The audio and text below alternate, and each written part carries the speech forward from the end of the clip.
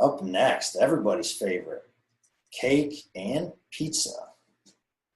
So there's birthday parties throughout the year, and that's where the cake and the cupcakes are the centerpiece of the party, right? And in these instances, I use a number of strategies. One, I'll go to a bakery. There's a few around the house, and either get a gluten-free or vegan cupcake. Now, yes, it's full of sugar, and the gluten-free ones still have dairy, but it's a much better choice than the low-quality crap that's typically served at kids' birthdays. When you're having a kid's birthday and you're picking out the cupcakes, it's like, what is the cheapest one that you can get? Because the kids don't care, right? So anything that we could do that's a step up is better. The other thing you can do is you can make your own. Just Google paleo cupcake recipes, and you'll find a ton of really good ones. I know I didn't actually make it. I was in the kitchen when it was being made, so I guess that kind of counts. We made a paleo frosting for some cupcakes, and it was really, really good. Okay, the other option is I talked to you about that company, No Foods, and they have donuts and cookies.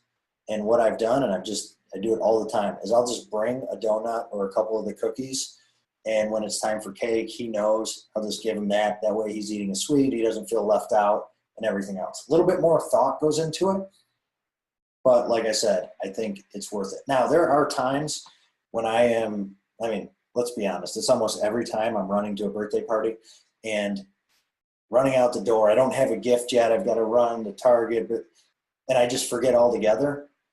Situations like that, what I do is I'll just let him, if there's cupcakes, I'll just let him have the frosting. Like I said, not the greatest, but he still gets to taste something sweet, and it's all good. All right, next up is pizza. For pizza, same thing. I'll do a number of different options.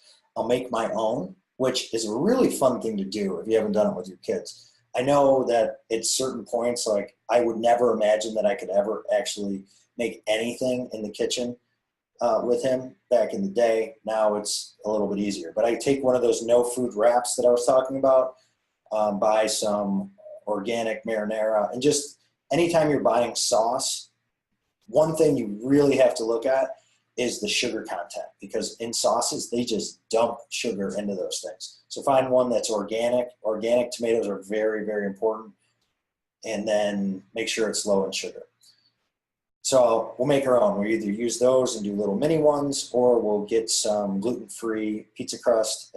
I have that pictured here.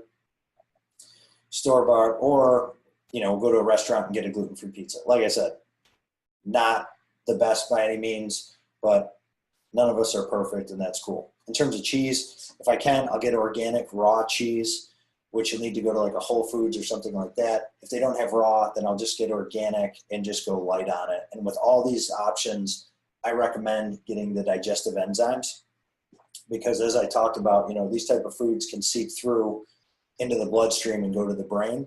The digestive enzymes are in there, and they're trying to break these things up, and they're helping our kids' bodies break it up.